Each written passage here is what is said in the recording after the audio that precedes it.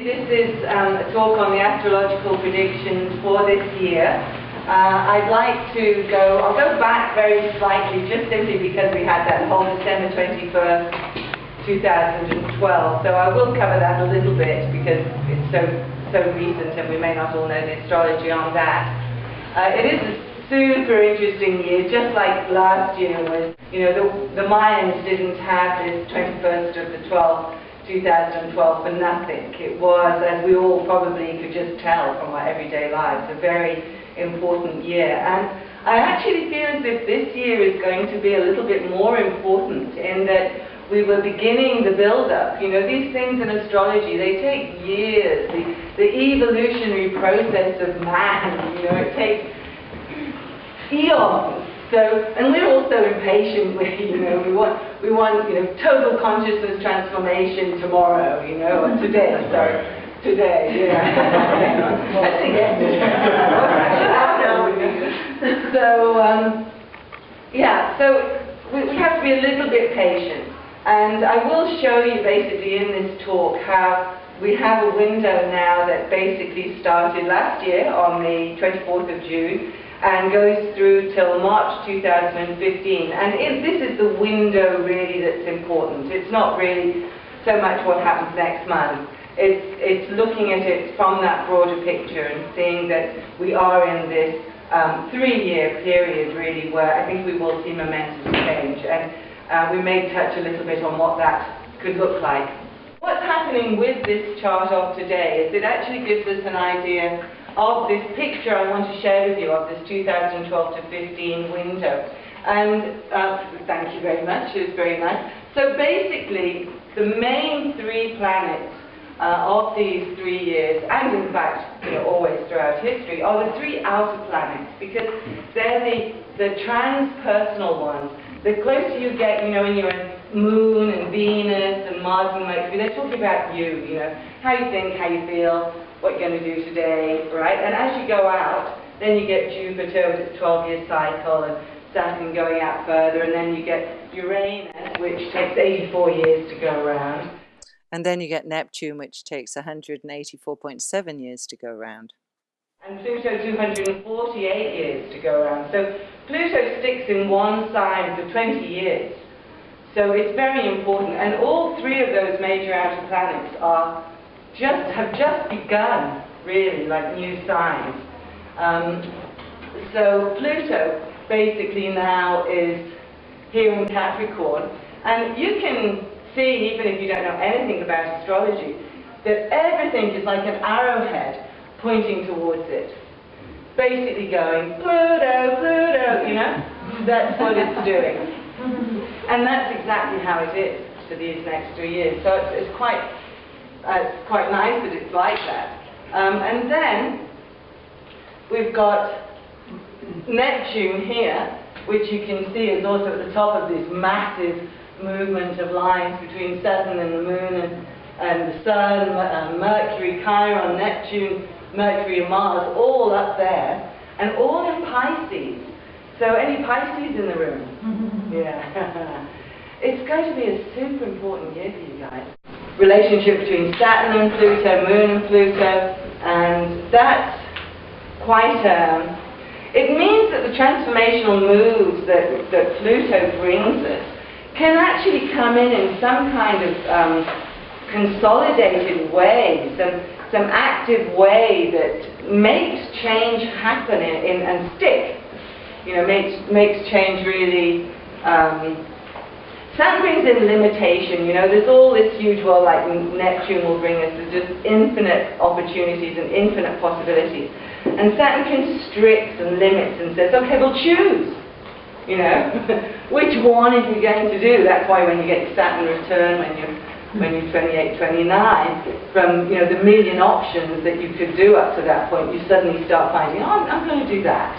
And that's why you become a man or a woman rather than a girl or a boy at that time in your life. You finally start choosing through the process of elimination really what you're going to do for the next 7 years of your life. It is that your greatest fears can be destroyed, but it's also the pursuit of the deepest longings of your heart. So it's the transformation through to a much better world. So here's an interesting graph that shows the financial situation. So this is last time we had this Uranus-Pluto, which was actually between 1931 and 1934, the Great Depression. And this shows here's the point this is the financial market, the value of money showing in the yellow, the green and the red. So here is the exact first square of the Uranus-Pluto, and here's the exact second. So it was halfway between the two of them, which represents July 1931. So that was the peak of the Great Depression, July 1931, when money absolutely collapsed. And you see those films of thousands of people in queues, in suit queues, it was like, whew, major serious. I really wanted you to grasp the meaning of Pluto and Uranus, because this coming back to the beginning again, this Pluto square Uranus is the transit of the time. So you've got this transit of Uranus squaring Pluto. It is the most significant and challenging planetary influence of our whole generation. The whole of our lives are most influenced by this guy. And last time it happened was in the mid-60s, but it kind of peaked in 68. And then this time it's a square, which is a tense relationship. We're forced to change, situations come along, and there's no choice. We just have to change. Now, last time we had a Pluto-Uranus relationship, they were together in the sky conjunct, and which is a more harmonious one. But what happened then was that whole hippie movement. So that was the guy with the girl with the flower in front of the tank, and we were all living or I certainly was living in a teepee with a horse and cart, growing our own veggie, hardly going near regular society, no TV, no electricity. We really kind of played at being this new alternative society. And we did well, but it didn't really go anywhere. It kind of faded out. So we had fun, and we saw that we could do it, which is nice. We saw that we can be self-sustainable, we can live on the land, we don't need all of the things that society gives us.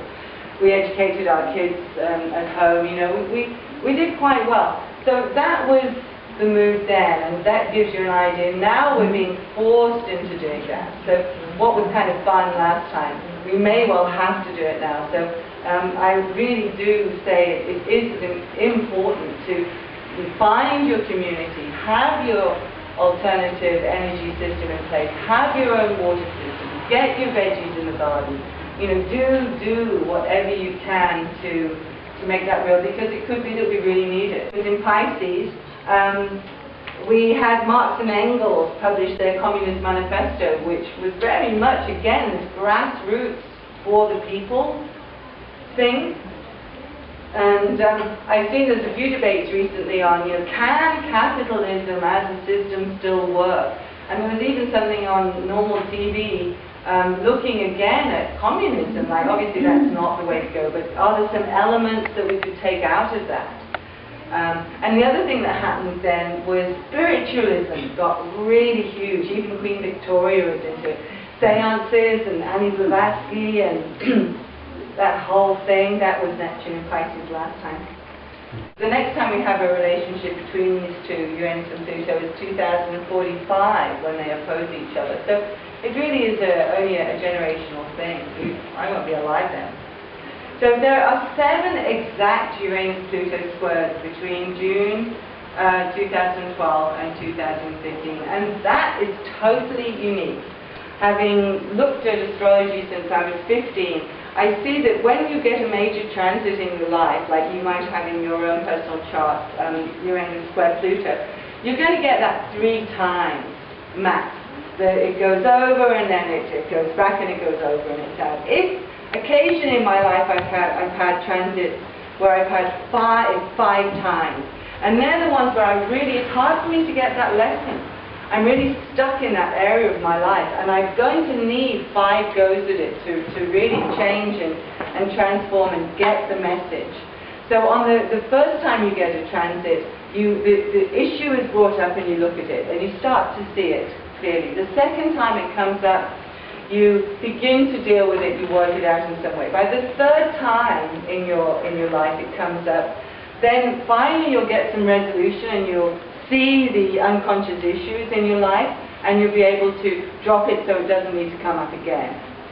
That's the idea.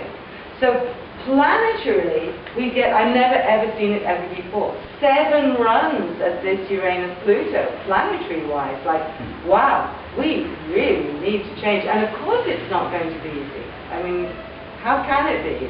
We're going to have a bit of a struggle here. But fortunately not so much in this area of the planet. We're going to be pretty lucky being here. Another one this year, the 31st of October at peak, so 15th of October to the 11th of November this year. And yeah, so these are definitely the most important transits of this whole period. And then 2014, basically all of April, and then all of December 2014, January and February 15, it's all within 1 degree again, so that feeling's there.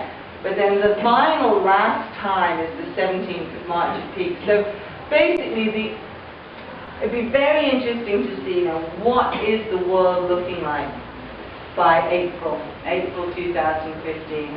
Have we really shifted some major things? Has government changed its systems? Has the economic system transformed? I think so. I think we'll find that they have. And 2 nice depictions of the moves of Uranus and Pluto. You see really the electrical nature of the Uranus going so fast, just hurtling along and into space there, and the water there flowing over with the new water, the liberation there.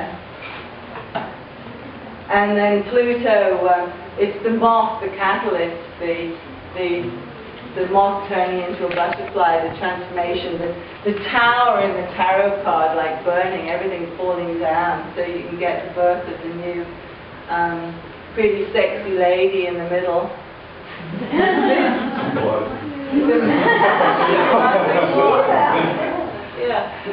Yeah, well, Pluto is Scorpio, and also just that transformational, cutting edge thing, hey guys, let's be going, like that's Pluto, let's do it now, so yeah, fireworks, fires burning.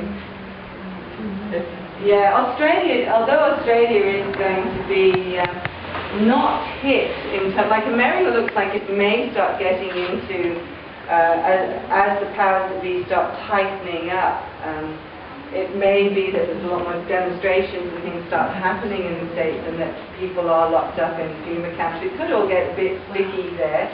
And unfortunately, Australia is so much better off than most of Europe and America, just because it's such a smaller population in comparison to the size of the country we have. So, but Australia does get hit with this weather stuff, like we've seen already. It does continue. So don't think when they start saying, oh yeah, that was just a once in a 50 years flood. In other words, don't worry, it won't happen again in our lifetimes. It will.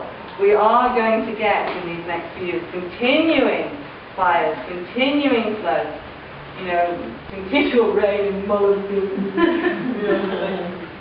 But I do feel as if, again, it's that status quo tightening up, and that although it looks negative on first appearances, that it isn't, because what it does is it actually rouses public opinion on a vast scale. So even your regular Queensland guy or family, will be more aware and then brought to action. It's our intent last night in the beginning ceremony there, and my intent was just that we can set this intention for a planetary awakening, and as many of us who can do that www.dynamicfuture.net.